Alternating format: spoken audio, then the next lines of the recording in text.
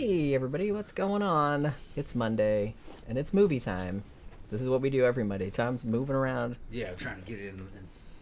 Trying to get in. Scooting around in the background of the video. Yeah. Somebody. Making sure the camera's all right. Somebody asked, "This is a Hammer film?" Yes, it is. It's Hammer. We're going to be talking about this in just a moment. Hello, everybody.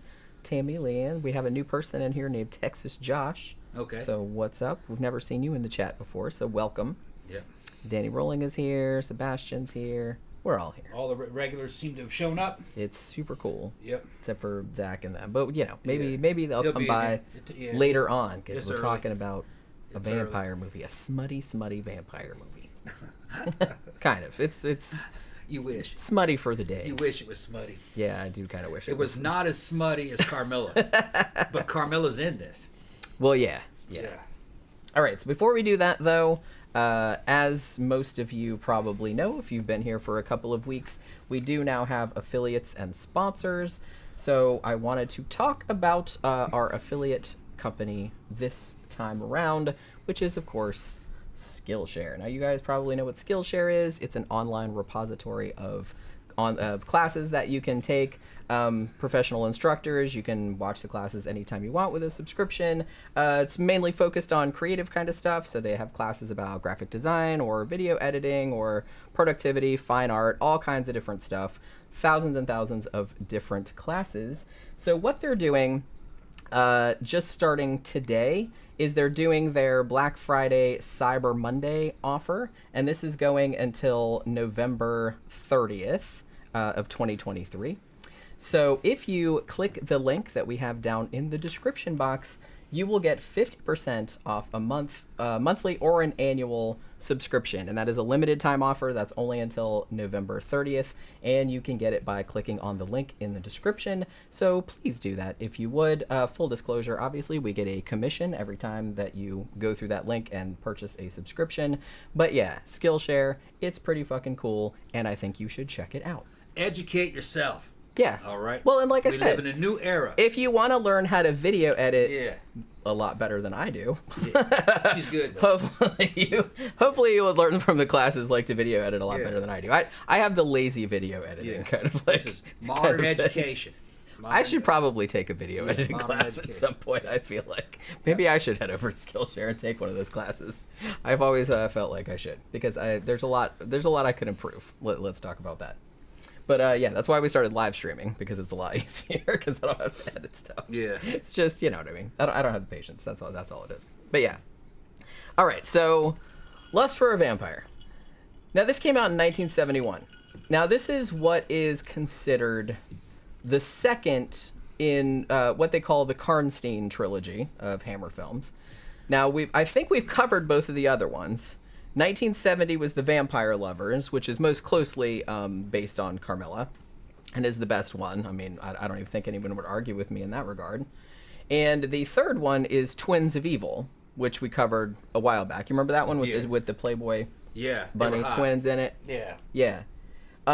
So this is Hammer trying to deliver. Okay, it's gothic horror, but they're trying to modernize it, make it sexy, and they succeeded. By today's standards, it's pretty tame. Yeah, it's very tame. But it was a lot hotter than Hays Code's stuff from the 30s, and other gothic horror. And this one is not one of the hotter ones, but it's pretty good. I mean, I would argue that Vampire Lovers is way hotter. I kind of feel like this one... Here's the thing. Like, this one seems like... Much like one of the other Hammer movies we were talking about, like one of the later Dracula movies that everyone kind of shits on. I feel like this one is kind of the one that's shit on the most out of the Karnstein Trilogy, which are all sort of kind of loosely based on Carmilla, except not really. But they're not like... These three movies are not super related to each other in any way, other than having Carmilla or the Karnstein family being like the big bads kind of thing, and it's sort of being loosely based on the story. But so, this one supposedly takes place... I think 30 years after Vampire Lovers. And it does have Carmilla in it. The thing about this one is that we were going through, because we couldn't decide like which movie we wanted to review, so we're just kind of flicking through. I think it was Amazon Prime or Shudder or whatever it was. We were flipping through like looking for something, and I was like, ooh, Lust for a Vampire. It's like, that's a Hammer movie. I don't think we've seen that one. And the description of it is basically like, based on Carmilla, a young woman gets resurrected as a vampire and goes and infiltrates a girls' school. And I say to Tom as soon as he comes in from the shower, so this one's about, this is a Hammer movie about a female vampire that infiltrates a girls' school. He's like, oh yeah, we're watching that. And I was like, yeah, that's what I figured. Yeah. You know what I mean? Lesbian vampire goes to girls' school. Although I will note that this doesn't have as much lesbianic action as Vampire Lovers, and that was deliberate because Vampire Lovers is super lesbolicious. Yeah. And so, but a lot of people complained because a lot of people are no fun. Yeah. Ridiculous. And so they had to kind of tone it down on this one. So I will note there is a little bit of girl-on-girl action, mild girl-on-girl action in this one. Yeah. But I will note that Carmilla, Mercala, whatever they call her, falls in love with a man in this one, which is a little bit lame. It's kind of vanilla. And honestly, like, the whole story of Carmilla, which, based on the Sheridan Le Fanu novel, which came out like 26 years before Dracula. It's old. So it's old. So it's... I mean, the whole thing in that story was Carmilla like seduces women, like young women. Yeah, it's a very clearly lesbian vampire story. Yep. So they invented the genre. So the fact that they kind of toned it down for this movie kind of bummed me out a little bit. I was kind of hoping for more girl-on-girl action. Now, I'm not saying... Remember when we reviewed Twins of Evil a long time ago, and I said I think this is Boobs the movie? Yeah, Boobs the movie. I think this one is probably more Boobs the movie, because there's a lot more boobs in this one. Yeah. In a way that's almost funny. Yeah. That it's just like the way that it's like shoehorned in. The movie is basically boing, boing, boing, boing, boing, boing, boing, boing, boing. Just girl after running girl. Boing, boing, boing. No, they got clothes on. But not always. Yeah, most of the time. Well, remember when they were doing the outside calisthenics? They were doing the... oh my God, I love that. Yoga outside and then running in circles. I love that. Yeah, they're all in gowns and shit. They were dressed up as like ancient Greeks. Yeah. Ancient Greek women. That's how... Yeah. Ancient Greek women's. Yeah. That's what they were doing. It's a double plural. And then they got then the male teachers are sitting there watching, mouth drooling. Yeah, like, oh man, these girls are hot. It's like a it's 1830, right? Yeah, I think this is set in 1832. Yeah. 1832. So it's 1830s, and it's an all-girls school for real rich. It's like a finishing school, is what it is. They're learning dance and instruments and reading books and stuff. I don't know what they're learning exactly. And they've got like all these, the hottest of the hottest daughters of the nobility all packed into this fucking girls' school. You know some shit's gonna les out. And then vampires, fucking female vampires show up. I think there's a male vampire too. Wasn't it? There is, yeah. Well, there is a count and a countess Karnstein. Yeah. And I thought this wasn't super clear from the movie, in case I just missed it because I was like transfixed by all the boobies. But at least in the plot synopsis that I read, it says that Count and Countess that bring Carmilla back to life, like they sacrifice the virgin. Like this is like the very first scene where they cut the virgin's throat and like bring her back. Yeah. That's their daughter. So Carmilla is their daughter. Yeah. I guess. Even though like later on, when you see Countess Karnstein dropping Mercala off at the school, like they said that's her aunt or some shit. And then like the male vampire, I think he was in Vampire Lovers too, if I'm not mistaken, or maybe Twins of Evil. I think he was in not the same actor, but I think it was supposed to be the same character. But I think they just called him the Man in Black. No, not Johnny Cash. Yeah. But what was funny is that her husband, the vampire, when they zoom in on his eyes, they use it's Christopher Lee. It's Christopher Lee's eyes. Yeah. They put like insert shots. Lee is his stand-in from Christopher Lee Dracula. It's very clearly Christopher Lee's eyes. Christopher Lee's in this, and I was like, no. I was like, they just did insert shots. Yeah. I was watching. I don't like one guy that I love, like a movie reviewer that does. He's a British guy. His name's Grumpy Andrew. And he has a channel called Grumpy Andrew's Horror House, and he definitely needs more subscribers. But he was doing all the Hammer movies, and I watched his review of this earlier, and he said he thought that they put that in there because it was like a subliminal thing to be like, hey, remember the movie that's had Christopher Lee in it? You liked those. Remember you like this one too? Maybe. Like they're trying to like hypnotize you with like this fuck, because he's like, it's very clearly not the same actor that's playing. And I love the actor that's playing Count Karnstein, who I think was a DJ actually, was quite famous. I mean, he was an actor too, but he had like a widow's peak, like a real prominent like widow's peak. I don't think that was his voice though. I think he was dubbed over. But it's just like funny that they put that shit in there like that. This movie. I also wanted to say, Grumpy Andrew, I laughed my ass off when he said this movie puts the tit in titillation. Yeah. But that like made me laugh a lot. Yeah, they do have a lot of cute British girls. I think one. And there are a lot of breastises. Yeah, one of them I think is a German girl, and they got nice cans. They got nice racks. Yeah. They're not all the same. They're not all the same. It's not all about size. But it's variety. It's variety. It's not all about size. It's about shape. You know what I mean? Yeah, I understand. Tom was appreciating. It's boobology. It's boobology. Yeah, Boobology 101. Yeah, the study with of boobs. Professor Thomas Ross. Yeah. Oh my God, I need to make a shirt that says that. Like that looks kind of like a college sweatshirt. That would be super funny. The study of the boobs, the nipples on the boobs, how it lays inside the sweater, how it's inside, how a bra fits it, just everything. You could write a whole dissertation on that shit. I mean, you would probably really enjoy that. And with video that go along with it, video demonstrations, a history. We're going to start off from the earliest known drawings from ancient Egypt of boobs. Yeah. We can do that, yeah. We're going to do all that. Yeah. Ancient Egyptian porn. We're going to start talking, which was just drawings. Well, yeah. What else are they going to do? Yeah, they didn't have have cameras that shit in back the then. tombs. They were like, damn, this is his fucking jerk-off stash. Yeah, he's got like smut just drawn all over the wall. Damn. For the afterlife. Porn for the afterlife. I wonder, did they cover it up when their parents came over, or did they just let it all hang out? They didn't care.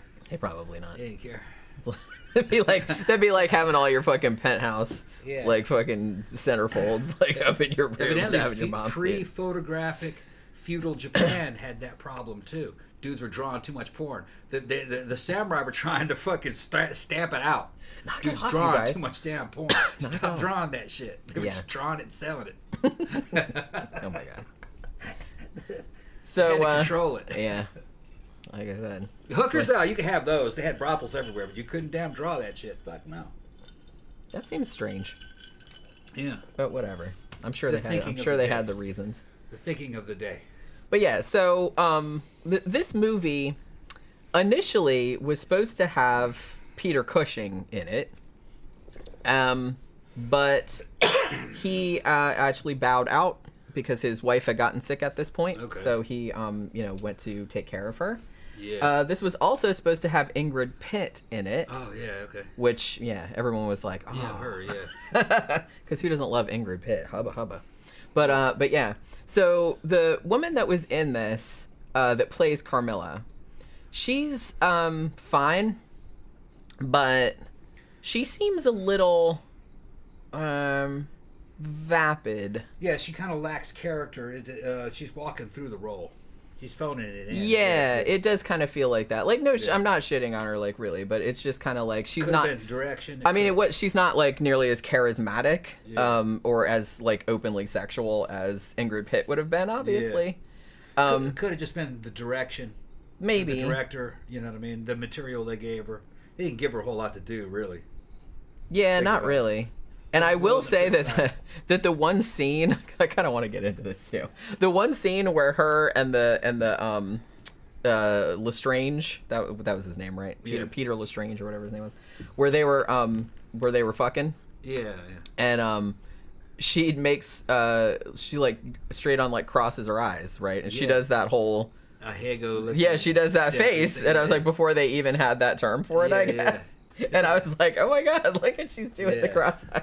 It's Japanese hentai. Well, I thought they were implying that he was going going on her. I mean, I'm pretty sure that's what they were implying. Like, it's not super graphic, but... She did do a sexy cross-eyed... Yeah. With the big blue eyes and everything. Yeah. Oh my God, she needed to have her tongue sticking out just a little bit. Yeah, just and you would have had it. And you would have had it down. Yeah, that'd have been like super funny. Yeah. But yeah, so what happens in this movie? So, as we said at the very beginning, you have Count and Countess Karnstein. And they kidnap this, nubile young woman who's frolicking through the woods, coming home from wherever. Work. Yeah.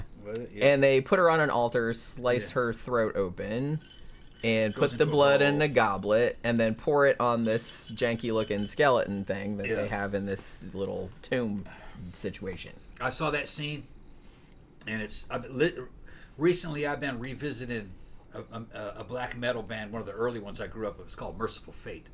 The Melissa album and the Don't Break the Oath album. And we didn't have the lyrics. They didn't come with the lyrics. So I'm looking at the lyrics now. And I didn't realize that those lyrics were lifted almost directly out of Hammer horror films. The whole thing about draining the virgin's blood into the bowl and drinking it and stuff like that's right out of the Merciful Fate. Yeah. That's where they were getting that shit. Of course. Yeah. Well, and, a lot of the early metal bands are getting the shit from horror movies. Right out of Hammer horror. Yeah, horror movies. Yeah, about a dude who he's a Satanist and his girlfriend is a witch, and the priest fucking hunt her down and burn her at the stake. He's got to get revenge on him. That's out of Hammer horror. Yeah. Basically, he's now a mercenary of the fucking legions of hell and shit like that. Yeah. Cool imagery. Didn't happen though. Well, no. Fantasy, pure fantasy. Of course. Yeah, awesome. So they pour the blood on the skeleton, and this woman vampire comes back to life, who, of course, is Carmilla. Meanwhile, you have this kind of douchey dude named Peter Lestrange, is I think what his name is, who has this ridiculous perm. What? Miss Lim Lee just showed up. Well, hey, what's going on? All the way from South Korea. All the way from South Korea. Yeah. Hello, Tom and Jenny and Pookie. Yeah. Pookie was in here a second ago. Yeah. I don't know where she went, though. Miss Lee, you need to follow us on Instagram and on Facebook. Yeah, that too, because I post like shows and stuff like that on there, so you know what I mean. So yeah, so this guy with the perm, and he's come to this village where Karnstein Castle is. He's writing a book, right, like about witchcraft or some shit like that. But he's the one that I don't believe any of that stuff. It's all nonsense. Or you peasants or whatever. And so he's at this place, and they're like, that's all. They're all vampires up there, and like some people are dying around here, and we think maybe the Karnsteins, it's in like a 40-year cycle or whatever it is, because that's when Vampire Lovers was. It was 40 years before this or something. So they're like, they woke back up again, and so they're gonna start stalking her, and he's like, oh, that's ridiculous. Well, I'm gonna go up there and check it out, though. So he does. So he goes to the castle, and there's this kind of funny fake out thing where he goes in the like. In these movies, people just like wander in some shit. It's just kind of like, hey, here's this really nice castle that somebody like clearly lives in. Let's just wander in and start poking around. Why not? So he does. I'd be like, what the fuck are you doing in my house, motherfucker? God. Let's get out of here. He's like going through all my stuff. He's like, hey, what they got in the fridge? You know what I mean? Jeez. So he's in there, and then all of a sudden, like all of these ladies, like come at him like with all different colored kind of cloaks and stuff on, and they come at him from different directions. He's like, oh shit, that vampire thing is true. Like, his skepticism just goes right out the window. But then it turns out that these women are just, for some reason, like creeping around in cloaks. No, these are all humans, and they're all students at this finishing school that is now on the grounds of what used to be Karnstein Castle, or was it two separate places? I wasn't really clear on that. Yeah. I think it was just all part of one estate is what I think it was. Yeah. You know what I mean? I think it was. Because they would go to the classes like, here's the history of the Karnsteins, and there was like the fucked up old graveyard there, and they were like, but I guess it was all part of the same. They were in the area. Compound. I think they were in the area at least. I guess is what it was. There didn't seem to be a journey in between the two. Yeah. So I guess it was all, it was just all a bunch of buildings like on the same thing. So so this finishing school has taken over Karnstein Castle. And it's so funny because this dude, here's the thing, Peter Lestrange, and I'm like watching it, he's not a super likable character. I'm going to say that right now. And it's not just because of his hair, which is ridiculous. But he straight up, he goes to the school and he's like, auga, like, because all the fucking hot chicks are doing like the Greco-Roman dancing class thing, calisthenics. I don't know what it's supposed to be, but it's basically they all have kind of like Greco-Roman kind of like flowing gowns on, and they're all kind of doing Tai Chi looking shit, you know what I mean? And they're running around in circles and all their boobies are bouncing and everything. So the guy is just kind of like, oh my God, I've died and gone to heaven. So what he does is I don't even know if you caught this. He goes back to the village and he's telling the story. It's like, oh my God, I went in there and like there was these chicks in robes and I thought they were vampires and I was like, oh shit, I'm dead or whatever. And it's just like, I'm so silly. But then like a serving girl actually does get killed and she has like the vampire bites in her neck and he's like, oh, I guess it's not so funny after all. But then he meets the guy that's going, because this guy is only one scene and he's like this real like super twee dude. And he's the dude that's going up to teach English at the finishing school. Peter Lestrange totally tricks that guy into going someplace else. Like, oh, hey, it's not here. It's someplace else or some shit. I forgot what he told him. But he gets him to leave so Peter Lestrange can go and take his job. Yeah. And I was just kind of like, wow, what a dick. And he just went up there because he totally fell in love with like all these hot babes. But the one in particular, because I think, was it the first time? I think he kind of fell in love with one of the teachers. What was her name? Her name was Jenny something. Playfair. That was her last name. She's Playfair. Yeah. I know, the name's in this. Yeah. But then when Carmilla / Mercala shows up, he's just like, oh, wait, that one's clearly better. And it's just like, immediately, he's like, I love you. And I was just like, okay. Yeah. That happened a lot in these old movies. Like, dudes just fall in love with these ladies, like, immediately just because they were pretty. It was like the level of development of the societies back in those days. I guess. It's kind of like Afghanistan or Pakistan. If dude saw you, you were getting married. He loves you. You're getting married. Yeah, it's like it doesn't matter what you got to say about it. What you think. He saw you. He likes you. You're getting married. Yeah, therefore. That was like that. Yeah. You got to love him back. Yeah. Because that's how it works. I love you, so we're getting married. And she's like, oh. I choose you. Oh, okay. Yay? Yeah. You know what I mean? Yeah, it was pretty much like that. Yeah. So yeah. Now, at this school, there's this other guy who kind of looks like Snape from Harry Potter a little bit. I don't even remember what teacher he was. Latin? I don't remember. And he's kind of sketchy, and Lestrange ends up sharing a room with him. Now, the sketchy dude, the fuck was his name? Giles. That's right. So Giles is real into kind of creeping around, looking in the girls' windows and going down to the pond to see if they were skinny dipping, which they were quite often. What a man does. Yeah. Doing what a man does. You know what I mean? I guess. So there's the reason they set this in a girls' school, obviously, was that so you could have multiple scenes of like all these girls in their dorm rooms. Well, they're not girls; they're 20s. Women. They're in their 20s. 20s, yeah. Like in their dorm rooms, like, oh, my shirt fell off, and oh, hey, let me massage your shoulders, and you know, shit like that. and then what? It's nowhere as cool as Vampire Lovers, though. Well, no. It's I think Vampire Lovers is like way better, and like I said, I don't think anybody would argue with me on that score. But I did like this one.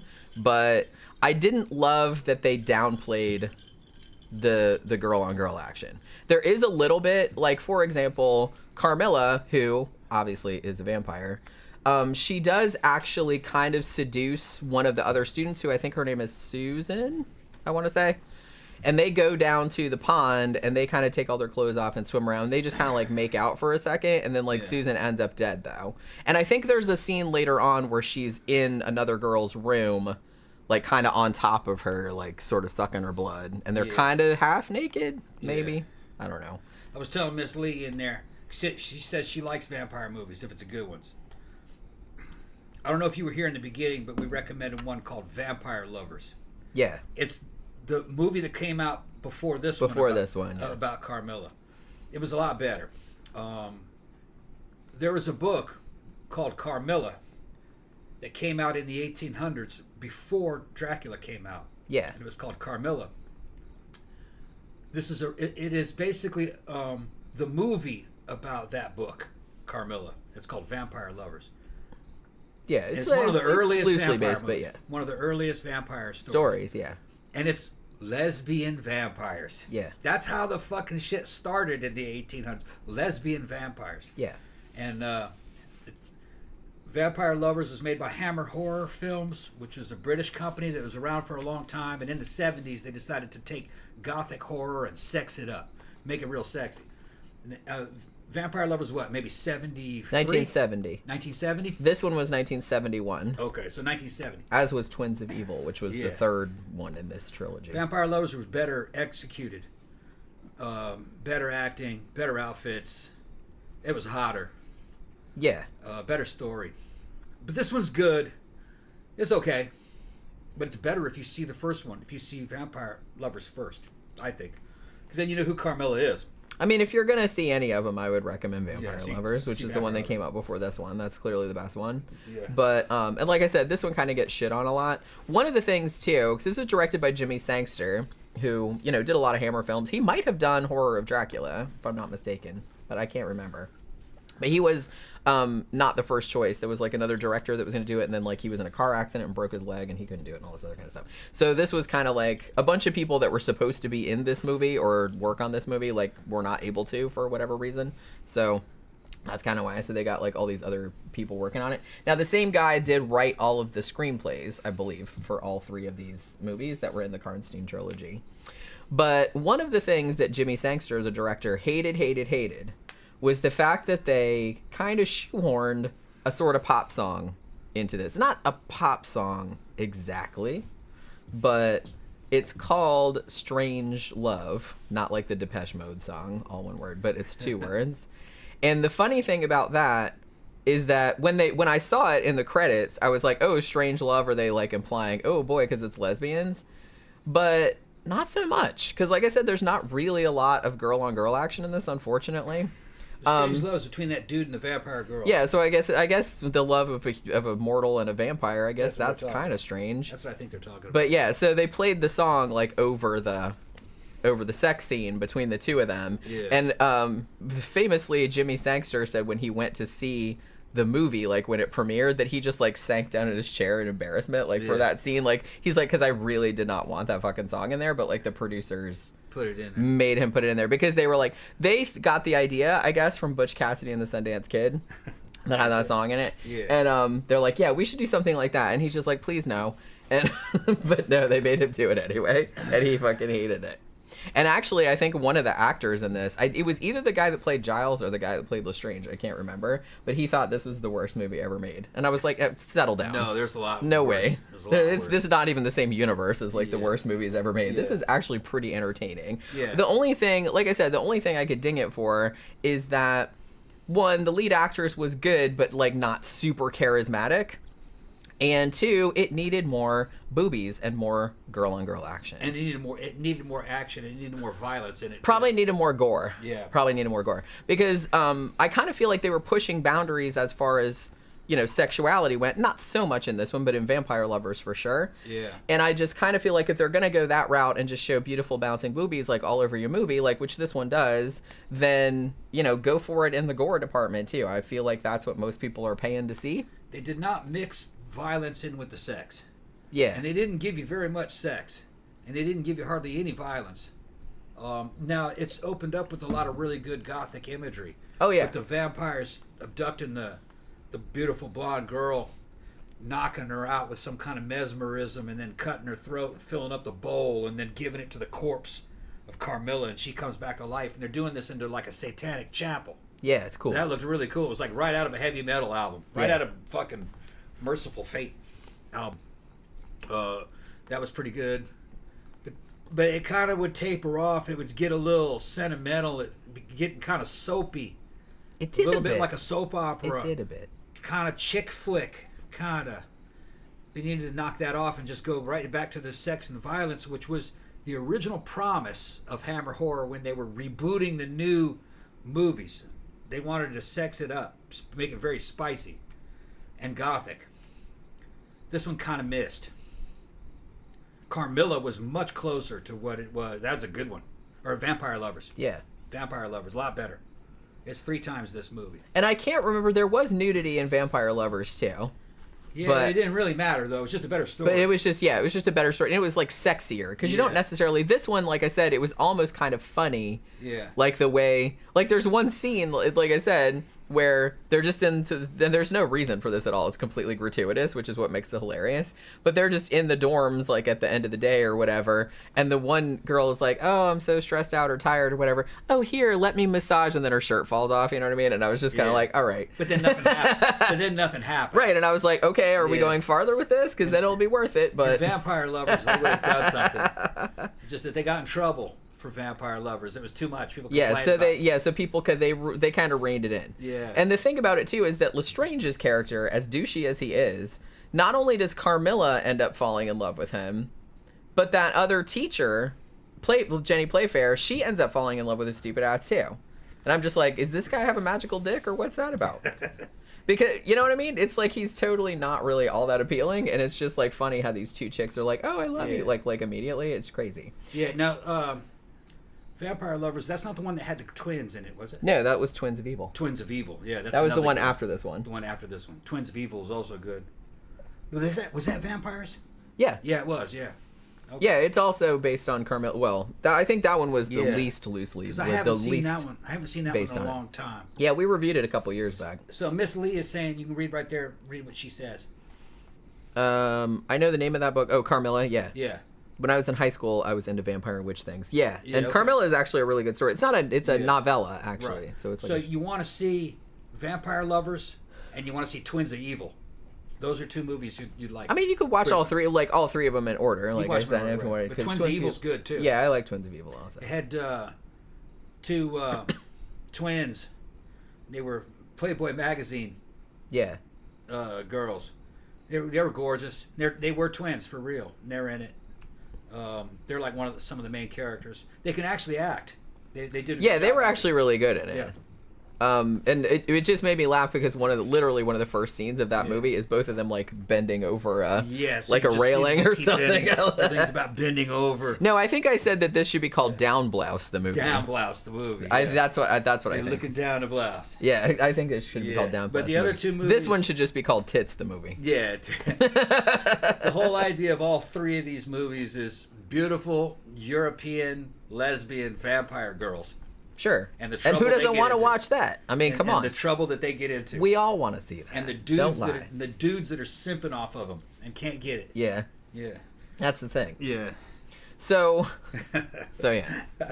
So there's a whole so this almost ends up being kind of like a weird love story. Like I said, not a lot of gore because most of the a lot of people get murdered. But like Carmilla kills a lot of people, but it's mostly off screen. Like pretty much all you see, like the first girl that gets murdered is like a servant girl, like down at the pub or whatever, and they just find her outside with two marks in her neck, and it's like so pretty much nobody gets torn apart or there's no like big bloody nothing or nothing like that. It's like it's pretty tame as far as gore goes. Yeah. But then there's this kind of like love triangle really, because Lestrange like totally goes gaga for Carmilla. She's kind of standoffish at first, either because at first she thinks she's a douche, or she's like, well, I'm a vampire, this isn't gonna work out. He's a man too, and he's a dude. She likes girls, right? But it's just kind of like, but see, that was another thing, and Grumpy Andrew brought this up too, and this kind of upset him because he's just kind of like, well, Carmilla, she was a seducer of women. She wasn't super interested in men, I guess. So it's like the fact that they made her fall in love with a man, like he's gonna save her from the lesbianism or something like that. It's like I didn't really like that. It seemed very vanilla. They were trying to save Carmilla from being gay, is what it was. Yeah, that, and like, he's like, get rid of this. Yeah, and he's like, and I didn't love that. Men can save her. No, right. That's not how shit works. Man. Right. He's like, I didn't love that implication, and I kind of agree. I agree with him on that, because especially because the original story is not like that. Yeah. So the fact of her completely like falling in love with him, and then also that other teacher like also being in love with him, so there's this kind of like conflict there because she kind of suspects that Carmilla is a vampire, or at least has something to do with all these murders that are taking place, because people end up dead at the school. Like another student, Susan, she disappears. Now the audience knows that her body, that Carmilla just threw her body into this deep well, like on the property, but nobody has been able to find her because they don't know how to look down a well, I guess. But maybe it was too dark to see to the bottom. There's a real good shot where he throws her down the well and they show her hit the bottom. Bam! I liked that shot actually. It was really well done. That was the best violence that they showed. I don't know if they did it with a stunt double or. Well, it didn't look like a dummy. It was in slow motion, and they only showed her fall about a foot. That's true. That last foot. So they showed. So you they just kind of dropped her from like a. I think she just jumped on it and landed on her shoulder. Yeah, probably. But they kind of show it in slow motion, so you're not really sure how fast she was falling. She wasn't falling that fast. Right. It did look good. It looked good. I thought good it sound was effects good. with it, like she went bam and just smacked into the ground. Yeah. So she's down in this well, which we know, but nobody else knows. Now the head of the school, Miss Simpson, her name was. And she apparently had put all her money into the school and everything like that. So when the girl disappears and she's gone for like days and days, she does not report it to the police and also does not report it to the girl's parents, which seems a little... She's like, oh, we don't want any scandal. I don't want to lose my school and all this other kind of stuff. And I was just kind of like, damn, woman, that is fucking ice cold. That she's like not going to tell anybody. And she gets in big fucking trouble for it too, like later, and rightly so.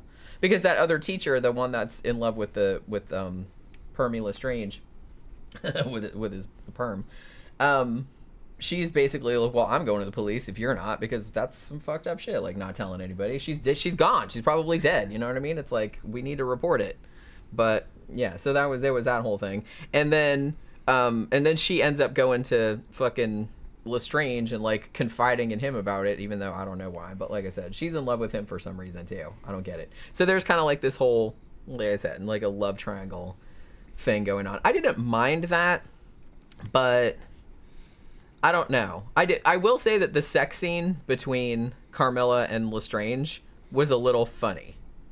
Not just because of the song. It's not a terrible song. I think the girl that sang it, her name was just Tracy, and she was like a teenager or something. And they put it out as a single and everything. And it wasn't... So, I don't know. It wasn't too out of place, but it was a little weird. And the fact that they put it over this love scene, and it's not a super smutty love scene, but it is kind of suggestive. Like I said, they do suggest that he kind of goes down on her and stuff. And it's just, it really made me laugh when they did the close-up and she did like that cross-eyed it's like I just cracked up. It was just so funny. Yeah. It's like maybe somebody could pull that off and not make it look funny. Look Japanese as hell. But not in this case. And I was just kind of like, holy shit, he's doing a good job down there. Look at that. She just went totally cross. Be honest, I didn't really notice the sex scene. That's how tame it was. It is very, really it's like you hardly see. I was like, oh yeah, they're supposed to be having sex. I forgot. Yeah. Like outside on the ground. It's 1971.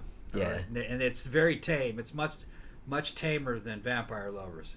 Yeah. So they didn't want to get in trouble. They got in trouble on the other one. So, like I said, there is a little bit. Toned down. There's a brief scene of Carmilla like making out with another girl. Like they're both naked, but they're in a lake, so you can't really see much of anything except maybe the top of their boobs. And they kind of like start smooching for a minute, but that's like super brief. And I think there's a scene where she's like in the other girl's bedroom, like kind of laying on top of her, like biting her neck and stuff. But again, very very brief. Yeah, and it wasn't as good as. In the first one, Vampire Lovers, what made that interesting was the whole... There was long seduction scenes. Yeah. That vampire talking to that girl and talking her into it, basically. That's how I remembered it. Yeah. You know? We'll have to rewatch that. I have to watch it again. We reviewed it. Yeah, we reviewed, but that was like a while back. And we did Twins of Evil, too. Yeah. Yeah, if you find it, like, I don't even remember how long ago that was. In the first one, they showed stuff, but they didn't really have to show as much because they were talking you up into it.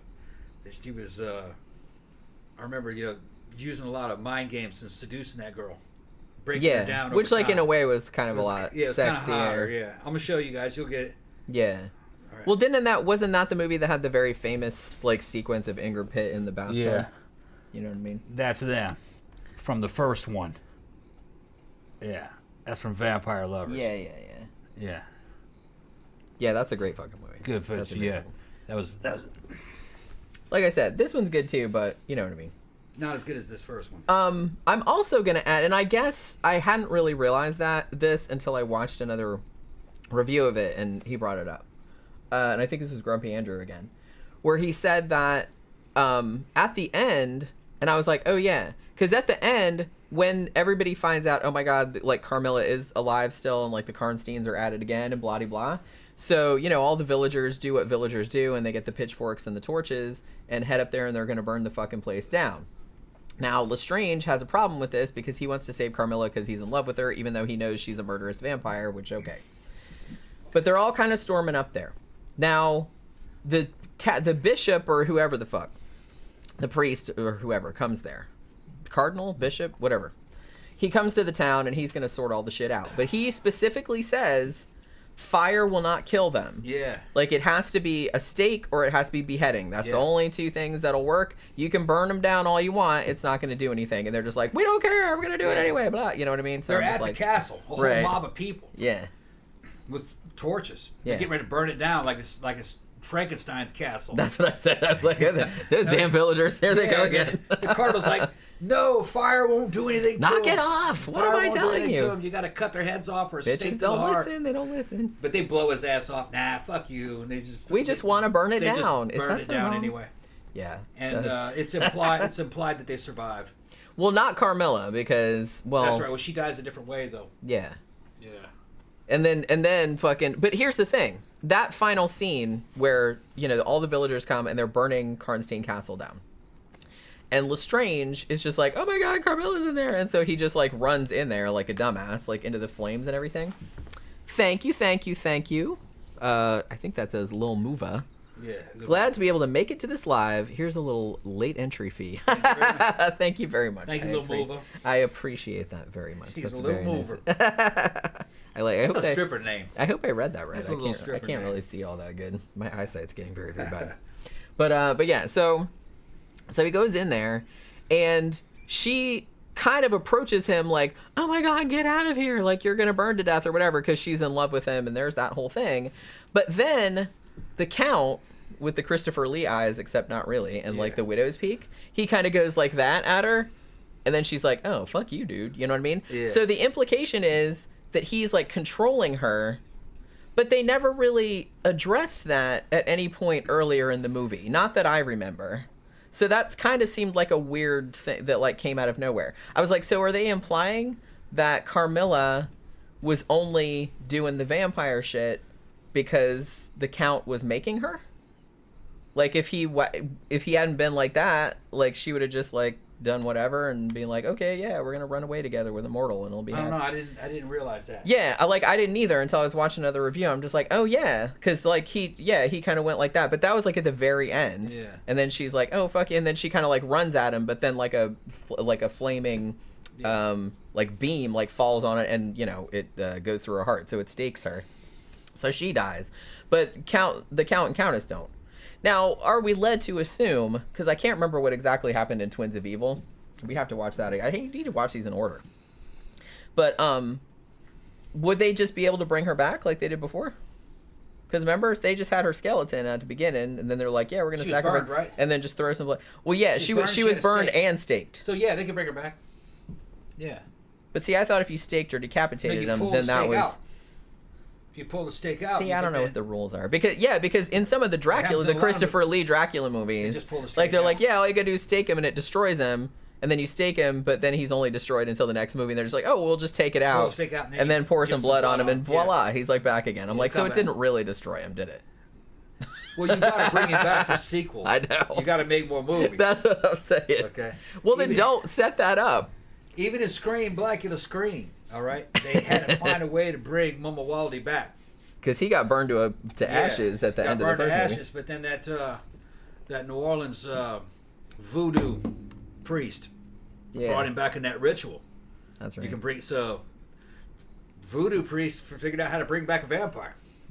Well, that seems like a good skill to have. And in that other Christopher Lee movie, a bat mysteriously brought and just kind of drooled some blood on him. Yeah, and he's like, "Oh, thanks, bat." Yeah, and I was thinking that must be another vampire. No, it must be another vampire it was just in a bat bat form because it appears several times in that movie. And I'm like, well, who's that other vampire? And they never do show it because it was just a bat. I was reading too much into it. It was just a plot device. We got to bring Dracula back somehow. Yeah, it's like we're running out of ideas. Yeah. Yeah, that was like comes and just drops some blood. That was the Dracula movie that we just did. It wasn't Yeah. Satanic Rites of Dracula. It was the one before that. Yeah, I don't know. Dracula's risen from the grave, I think. Yeah. Yeah, it was just, I think in a lot of the plot synopses it said it was like a familiar, but I was like, still, they didn't really explain that. So, well, that's another thing. They should have had me. I would have written a whole fucking story in there and then brought her out. You know, one of Ben Dracula's ex-girlfriend trying to bring him back. Yeah, it had to be somebody. There has You motherfucker. Motherfucker, you left me with all these children. Oh, I'm bringing your ass back from the undead, that's for sure. You gonna pay me. You got past due child support. See, you can't. That's what I mean. See, a good script. You can't just introduce random shit and just go, oh, well, just because. Even though shit like that happens in real life, it doesn't work in a movie or in a story. You always have to have like a reason for everything happening. You know what I mean? You can't just like fucking put random shit in there like that. So I kind of feel like that was one of the things that, and it was really the only egregious thing that stuck out to me, unless for a vampire, was if indeed Count Karnstein was controlling Carmilla, and kind of making her do vampire shit. They should have established that earlier. It seemed weird that they just kind of pulled it out their ass like in the last scene. Unless I totally missed it, but I don't think I did. Because it was pretty blatant like in the last scene, because she seems like she's running toward Lestrange like to save him. And then Count Karnstein just suddenly goes, with his hand like that. And then she's just like, oh, okay, well, fuck you then. So, like, he's controlling. And they didn't really set that up. So that seemed like a weird thing to pull out of the ass. I mean, and I guess it was just because they wanted to kill her, but then have the other... It's weird to pull anything out of your ass. Well, it is... Yeah, that's true. Watch me pull a rabbit out of my ass.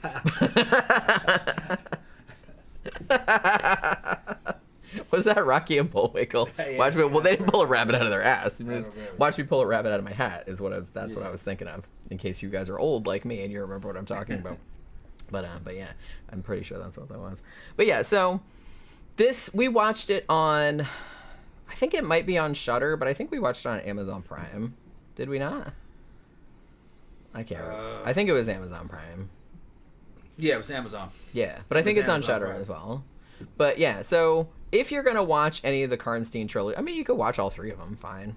But if you're gonna watch any of the three of them and you just have time to watch one, I would watch Vampire Lovers because that one's like a million times better. This one's good too, but it's not as good as Vampire Lovers. It's not as smutty as I was hoping. Like, especially given the description, I was like, female vampire loose in a girls' school, sign me up. Like, that sounds really good. And Twins of Terror is better. Twins of Evil, yeah. Twins of Evil, I mean, it's better. Yeah, I think this is probably the worst one of the three, but it's still worth watching. Right. You know, it's still got some good shit in it. If you got time, we'll watch them all. Yeah, you know, but the one in the middle is going to be not as good as the other two. Right, that's kind the of first what one I being thought. the best one. I would be interested to watch all three of them, like, in one sitting. Yeah. So I could compare them better. Because, you know, Vampire Lovers we reviewed many years ago. Yeah. Twins of Evil we reviewed, again, probably many years ago, but more recently. That was probably, 3-4 years ago at least, I feel like. And I think Vampire Lovers was longer ago than that. Yeah. But I liked Vampire Lovers from what I remember. yeah, I did too. But it's like, but this one, I don't think I had ever seen this one. I had seen the other two before, but this was, I think, the first time that I had seen this one. If I'd watched it before, I didn't remember. But, you know, it's decent. But it could have been a lot better. Like I said, needs more smut. Yeah. Needs more lesbians. Yeah. Needs more gore. It needed more violence, yeah. Yeah. It wasn't scary. Yeah, I mean, a lot of Hammer movies aren't really scary. But at least they have, you know, lots of cleavage and gore. And, like, at least it usually had, like, Christopher Lee or Peter Cushing or something like that. Because this one was supposed to have Peter Cushing in it, but he couldn't. This one didn't have a lot of cleavage, though. It was just showed boobs bouncing. They were covered a lot of times. Like I said, like you said, they got in trouble on that first one. Right. So they had to tone it down. But they bring it back. They bring it back on the third one. The third one was down blouse the movie, like you said. That's all they did. It's just that these two hot twins that came out of Playboy, dressed up in old 1800s clothes, corsets and bodices and shit. They're just in a constant state of cleavage. And they're constantly just bending over and letting you see down. And they're doing it on purpose. It's like, hey, what you doing down there? And there's two of them, and they look exactly like these two little blondes, and there's so funny. They're like two little ferrets, you know what I mean? Fucking crawling around each other and shit, and just boobs and shit. lesbian vampires just drooling over it, you know? And all the teenage boys in the audience drooling over it. That's what the Well, yeah, I mean, yeah, that's what the movie was. That's kind of like what their audience. But I remember that was. one being a lot better than this one.